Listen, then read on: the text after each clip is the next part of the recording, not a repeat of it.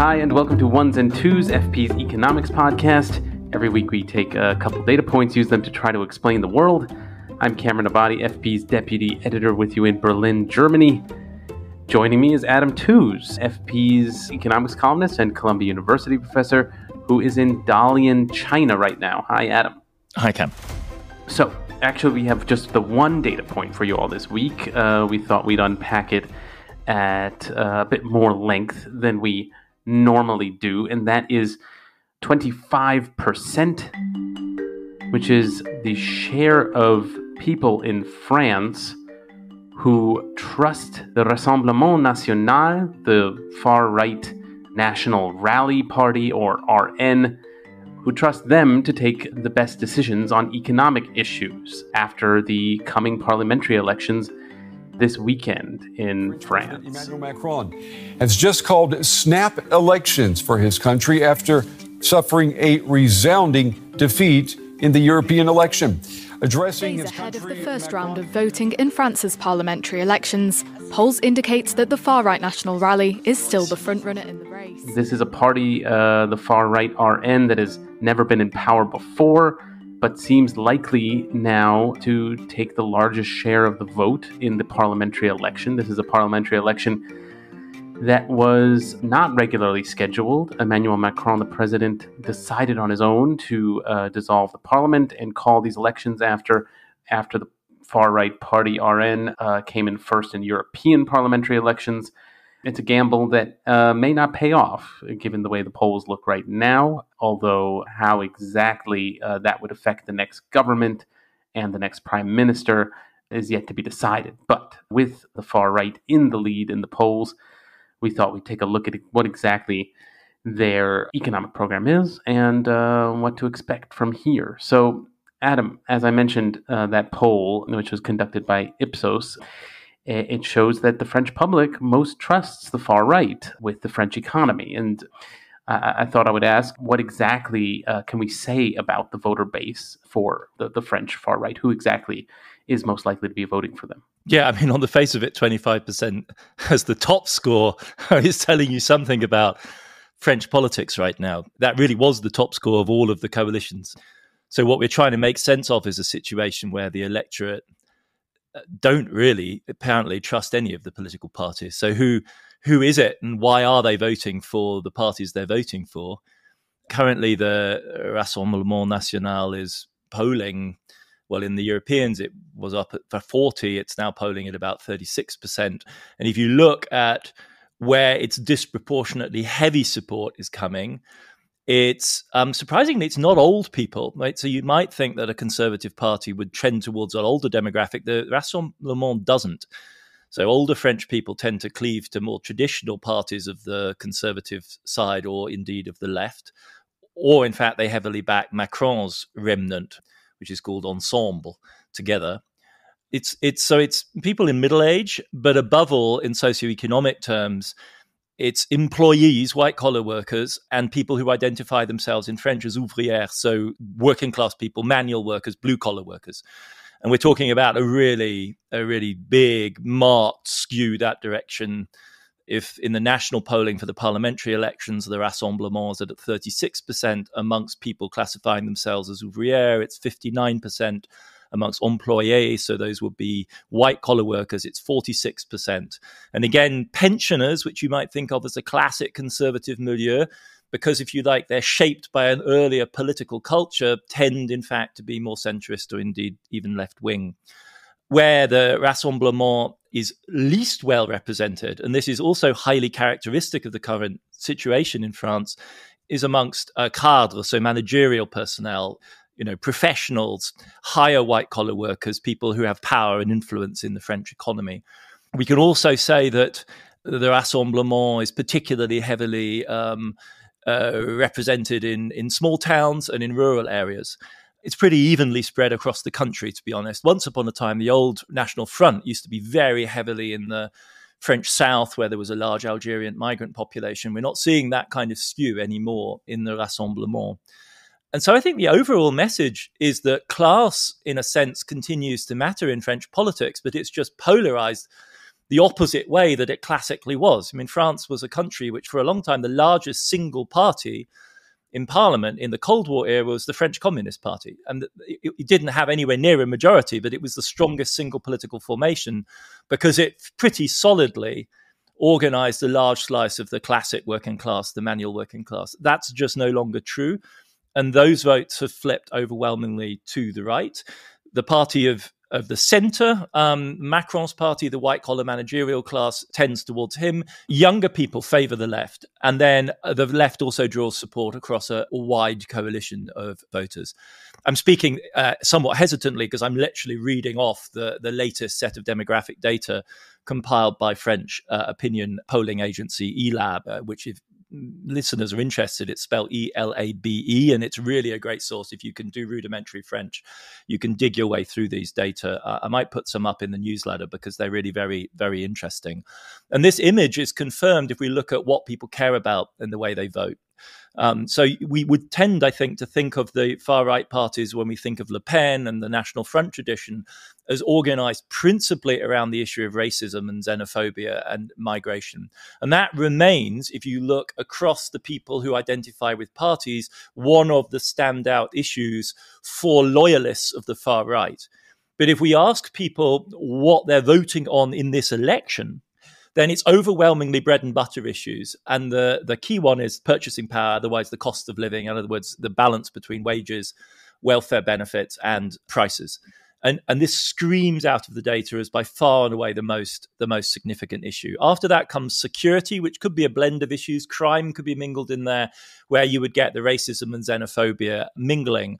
But by a margin of 20 percentage points, le pouvoir d'achat, so the purchasing power of wages, dominates every other issue in this election.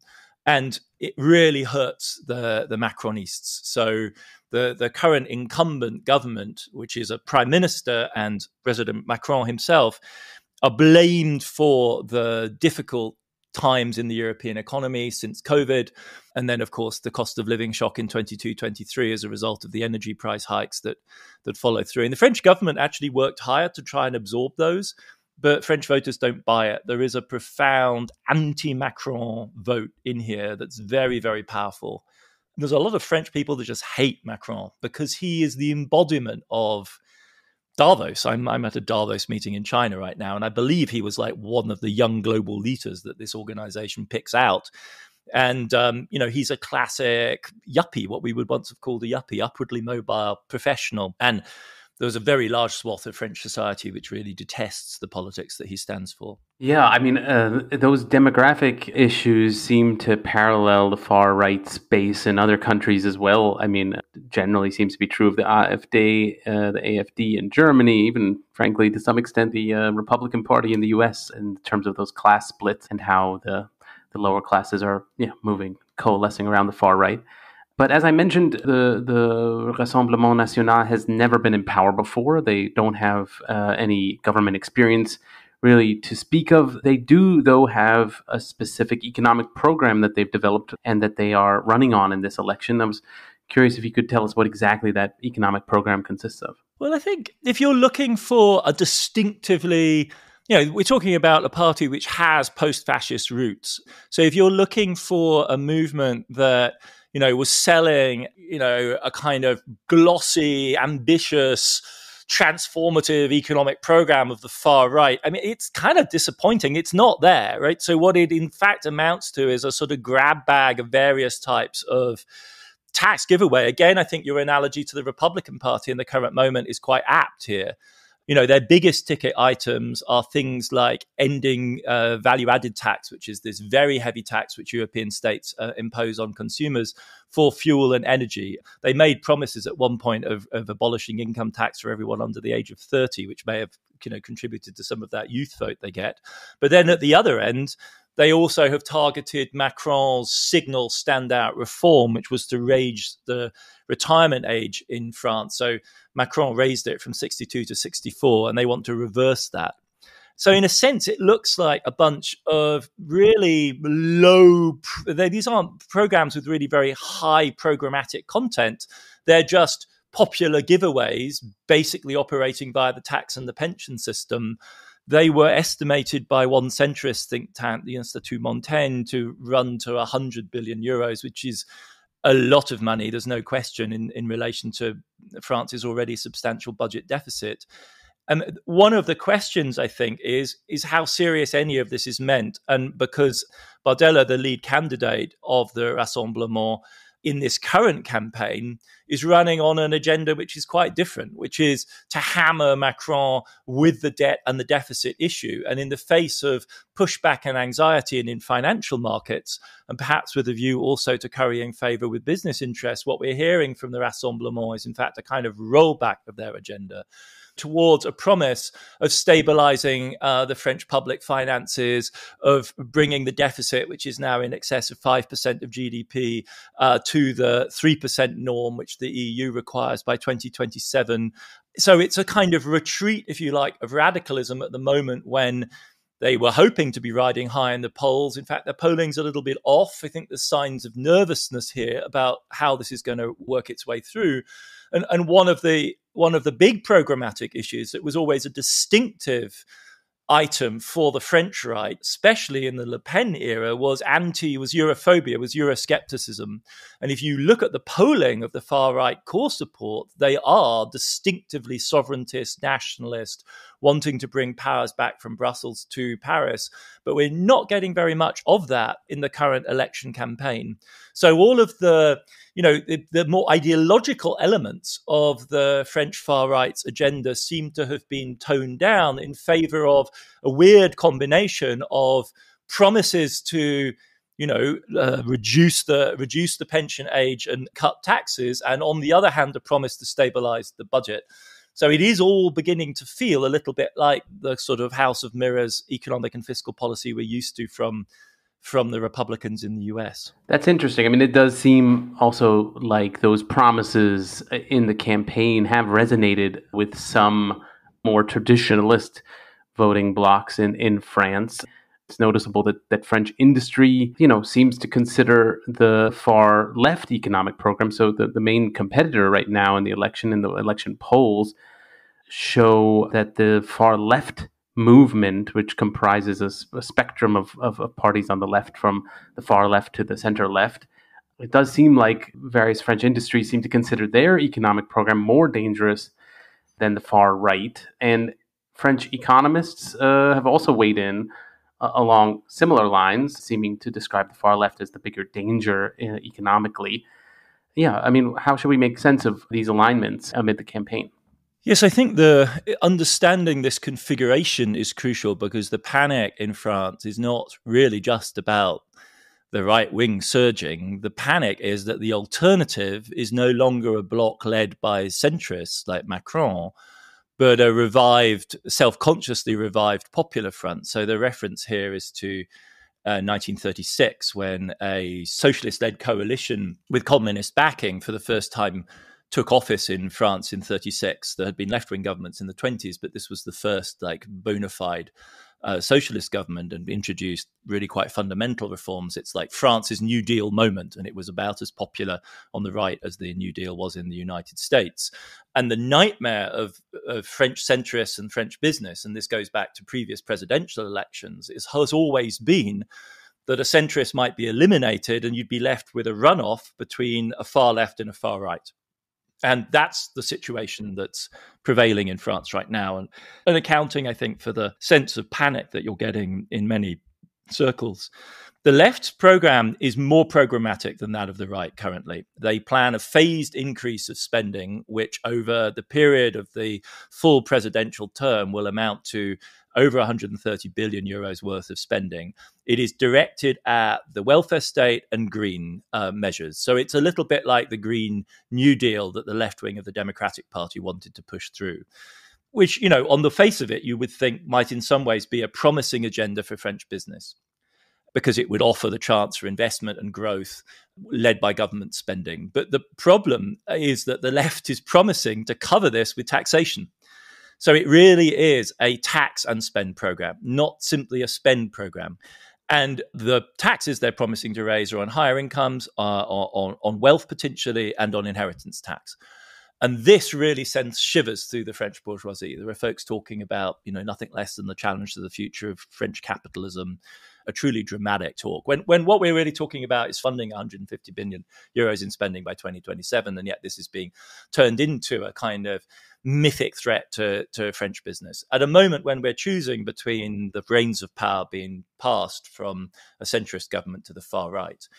And what has been really remarkable, and I can't pretend that I don't find it dismaying, is that several significant French economists, most notably Olivier Blanchard, formerly of the IMF, an extremely brilliant economist, have actually come out publicly, not to endorse the right-wing position by any means, but to criticize that of the left as constituting a fundamental threat to French dynamism. Now, you can see where they're coming from, right? Because if the French business elite is saying we're terrified of the left-wing program, whether or not, objectively speaking, it constitutes a threat to French business, which I think anyone in their right mind would probably deny, if it breaks what John Maynard Keynes called the animal spirits of French capitalism, it's bad for investment. So de facto, a kind of crisis of confidence in the French business community would be bad for business. But this is a blackmail that business exercises again and again in a situation where you face choices. And the choice that France faces right now is extremely serious. And so the question is really, why speak as an economist at all? I mean, I think if you look at the context of this election and the implications that it has for France and Europe, one has to say that as important as economic issues are, and obviously on this program we care about them, but as important as those issues are, they are not the most important issue at stake here. And if you don't prefer a right-wing victory, assume that you don't, why then would you choose to speak out in the way that somebody like Blanchard has to deliver a blow-by-blow critique of the left-wing party's programs? Now, his response is, look, I'm just a technician, and he literally uses the phrase, I'm staying in my lane, I'm declaring what I see, and I'm making my call. But if you do that, you can't deny that one of the things that you're effectively doing is endorsing as a choice the other side's program. So, which is, he says in so many words, like that I prefer the Rassemblement's program to that of the left wing. I don't like either of them, but of the two, I had to have to choose. It would be the Rassemblement. And it doesn't seem to me, and it really is a matter, it's a fascinating challenge, but I do think it's a very serious matter of responsibility here. Like, what is the function of narrow expertise? And is it really reasonable to say, well, I'm just doing my job as an economist in evaluating these programs? Because if you don't have some sort of further theory about why throwing whatever weight you have onto the side of the right wing is not a disaster, say, for instance, you believe that it might be good for them to have a taste of the painful responsibilities of power, if you don't have that, you should really shut up. If you do have that theory about it being necessary for the right to really savor the bitter fruit of responsibility, which I think is Macron maybe wagering on. But if you do have that theory, you're not staying in your lane. You're actually in the business of wagering on a very high stakes political scenario. You're actually making a set of very serious gambles about what is good for French politics. And so there's a sort of inherent contradiction in saying, out of my narrow province of expertise, I should be commenting on these proposals, because as an expert, I have a responsibility to comment, when doing so de facto endorses the scaremongering of the French business elite. So I can't deny that I think this is a very important test of responsibility. And, it's very different from the position that a vast majority of American economists chose to take on the Trump issue back in 2016, where an overwhelming majority were willing to speak out. Now, in this case, you could say, well, this is the counterfactual in which Bernie Sanders is the candidate. But the stakes are very high, and it does concern me that essentially, economists are using their expertise to outline the alibi, if you like, the ex post rationalization for why the French bourgeoisie may end up backing this alarming right-wing lurch. I mean, to clarify, it does sound like you're making this point in the context specifically of an election, right? I mean, this is a kind of an election is by definition a zero-sum affair here, and so it is a matter of picking one or the other. Yeah. Yes, and it's an election with extremely high stakes, and if it weren't, I think one would have to make other judgments. But what I'm saying is that the decision to apply your narrow expertise to a problem like this and to make the call that way, in fact, implies not a narrow expertise, but some meta judgment at the political level that this is a moment for narrow expertise. Because if this is actually a kind of quite fundamental crisis of the French Republic, which I think is a reasonable way. Certainly that's the interpretation of the French left. Holding Le Pen's right wing out of power has been a central preoccupation of French politics for decades.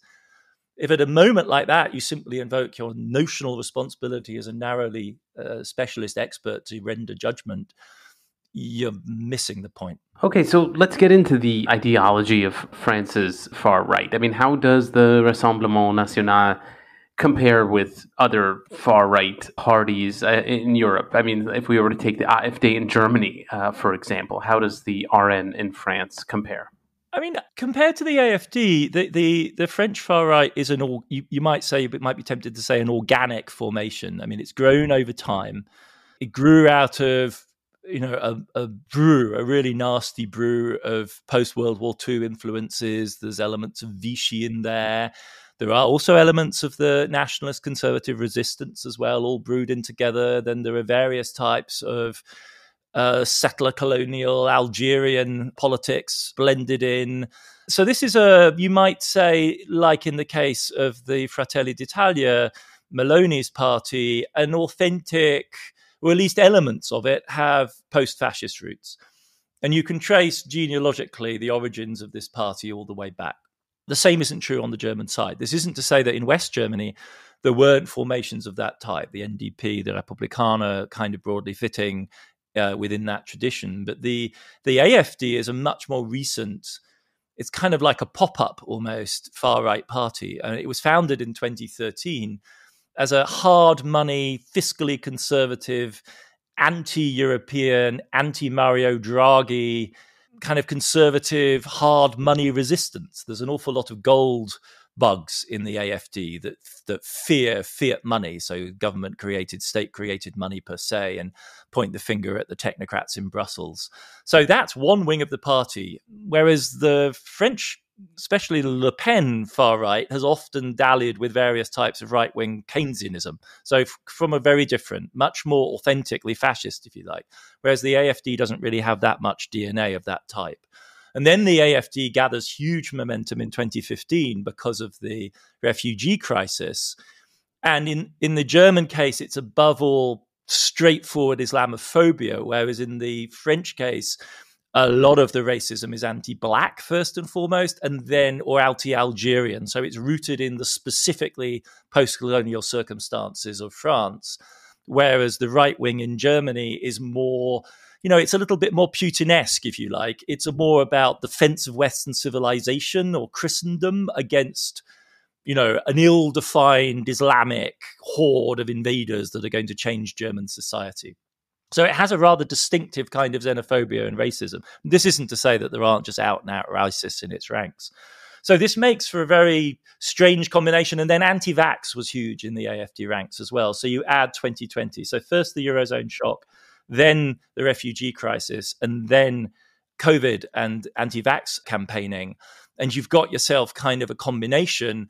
One thing they had in common, both Le Pen and the AfD, was a sort of sneaking sympathy for Putin, which is powerful on both sides. But it means that the AfD's economic program is frankly indecipherable at times. I mean, I was saying that the French Rassemblement National has sort of drifted into what looks like a sort of incoherent GOP Republican kind of giveaway politics. The AfD is weirder on the, because it recruits, as you were saying, the same sort of voting base, especially heavily in East Germany, where there is genuinely a left-behind population that never recovered from the shock of the 1990s, that suffered very substantial unemployment. And yet they support a party whose leadership in Berlin and in the West, notably, is hardcore fiscal austerian, believes and heavily supports Germany's debt brake provisions, which essentially ban the national government from accumulating any significant amount of debt, and actually campaigns on this issue. So, I mean, I quip sometimes that the AfD are so confused they couldn't even be fascist. They can't even add up the components that would be necessary for a truly proactive national socialist campaign. I think at the national level, that's right. Lower down, because it's an incoherent and rapidly evolving political organization, it's a bit different. At the grassroots level, the AfD campaigns like a party that's looking for, what political scientists in the leftist mode call hegemony. So it's trying to build a kind of cultural, social base. There's a kind of communalism, a volunteerism. And there are bits of the AFD that understand the dilemma I'm pointing to and saying, look, no, if we actually want to be a National Socialist Party, so these tend to be the more extreme bits associated with people like Höcke, who is the most extreme ideologue, and a branch within the AFD known as the wing, the Flügel, and it's the right wing of the party. They, I think, are trying to push the party in a more consistently National Socialist direction.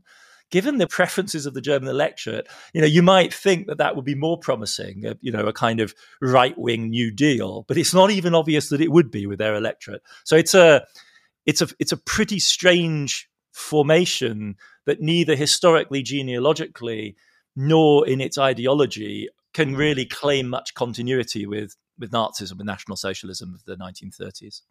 Okay, we're going to have to take a quick break right here, but we will be back in a second to continue talking about the French far right.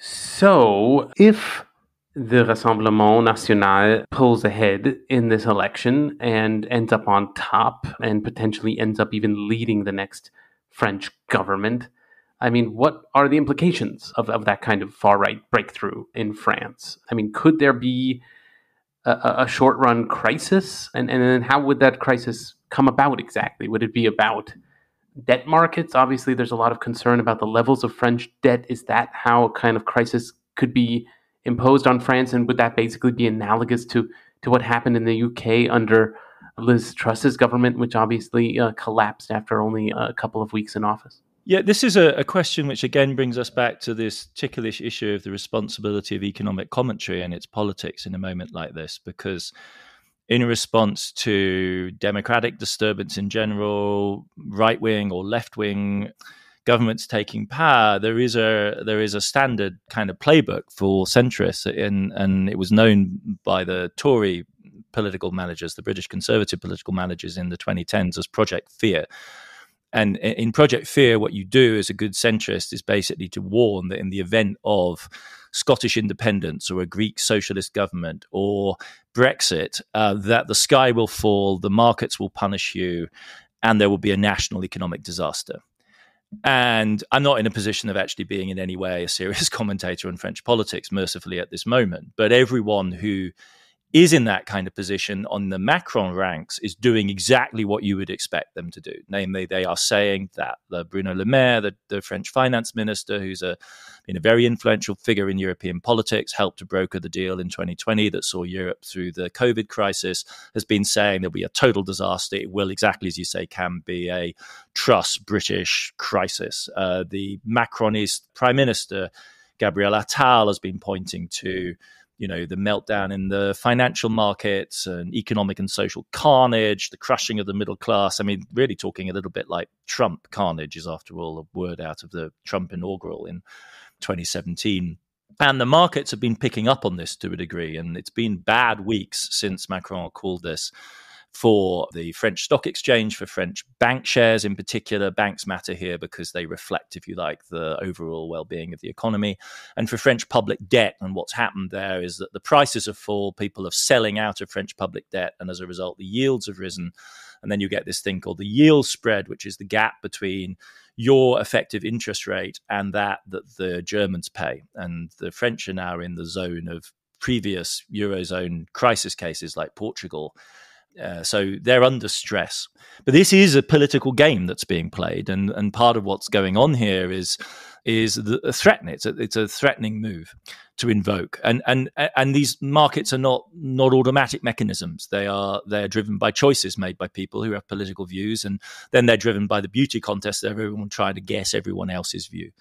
I mean, if you look at the structure of the situation, exactly as you say, one issue here is debt. France has some of the highest debt levels in the EU, 110% of GDP. That's a lot more than Britain did at the time of its mini crisis. Its deficit is big and it's proving hard to reduce that deficit. Under ordinary circumstances, with a powerful central bank that was willing to cooperate, which was not Britain's situation during the trust crisis, because the Bank of England was pulling out of the market. It was trying to sell British government debt at the moment that the government announced its policy. So it was putting pressure on the bond markets. If you had a supportive central bank, as, say, the Bank of England was during the Brexit crisis, you can come through any kind of political turmoil with a supportive central bank if you are in the position that, say, France or Britain is. Debt-wise, right, these are not real crisis cases. The real question is, how does the Eurozone play this? And one line is to say, well, France is in the sort of trouble that Greece was in once upon a time, or Italy, which have much higher debt levels than France does. So that's slightly implausible. I think the more plausible read is that because it's part of the Eurozone, it probably can't have the full-blown crisis that was really panicking people in London during the trust crisis, because at that point the pound sterling was falling, and then you really begin to look like an emerging market where a panic takes your currency down as people bail out of your entire system and your interest rates go up, and rather than stabilizing the currency, that acts as a signal for a further sell-off. That seems really quite unlikely in the case of French government debt to unfold. The ECB, if it had to, would have means of intervening. It seems unlikely that that will happen. Overall, I think much, if you like, as I would like to imagine that there was the wrath of God out there in markets that would punish ghastly right-wing governments, I actually don't think that will appear. The real fear would be a left-wing government, but that I think is extremely unlikely to happen. We're more likely to end up with a hung parliament, in a lack of majority, a lack of clarity. And I think that's where then the real issues are, not so much an immediate panic as a grinding European debate about how France can or cannot meet the relatively demanding new fiscal rules that have been introduced. The European Commission has already moved towards disciplinary action, not just against France, but a number of other European states for having too high deficits. This is why the Rassemblement is making all these noises about being responsible, because they know that the next iteration of this game is probably not crisis fighting, but a grinding effort to come to terms with Eurozone discipline. And they may find themselves a little bit like Meloni in the end, playing in Italy, that is, playing a much more conciliatory role than we might have expected of a far-right government a few years ago. So the panic talk is there. The panic scenario one can imagine in different ways. It's clearly not great news for either France or European politics that we are moving in this direction. But I actually think a kind of slow slog, a progressive attrition potentially of French credibility, which hung for a long time quite heavily on the figure of Macron and his, buoyant centrism, that's a more likely scenario than a full-blown crisis. Okay, but then it does seem fair to ask about the long-term implications in the case of a far-right victory in France. I mean, we're talking then about a Europe with various far-right and conservative parties in power. This is an EU with, as you mentioned, Meloni in charge in Italy, the leader of a far-right party. We have elections maybe a year off in Germany. That seems likely that the CDU, the center-right party, would be taking power, and after sort of accommodating some of its positions to ward off the far-right on issues like migration. So yeah, what kind of EU are we talking about if one of the major countries like France is also run by a far-right party? I mean, what are the implications for migration? What are the economic implications more broadly for Europe in this context? I mean, we're a very long way removed now from the world a couple of years ago where we had, a social democratic red, green, yellow coalition in Berlin, Mario Draghi in Italy, Macron in France, and a social democratic government in Spain, right? That's sort of the halcyon kind of days. It's a little bit reminiscent of the sort of third way 1990s, where you get a convergence of national politics around a sort of centre progressive position. We're a long way from that scenario now. And from the point of view of Olaf Scholz, I actually had conversations with him in 2018, 2019, and his staff and his team, and this is their nightmare. They feared precisely a Europe that was going to drift in this direction. First in Italy, France is really the big domino for decades. The kind of European politics is lost aghast.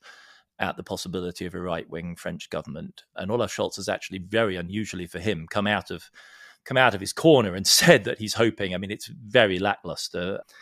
Angela Merkel went to actually campaign for Sarkozy back in the day. Olaf Scholz has opined that it would be better if a French result didn't result in a far-right government. That's about as far as he's willing to go. I think the two key issues you've already mentioned, one is absolutely migration, and one would expect a further hardening of what is by no means a generous migration policy in the current form.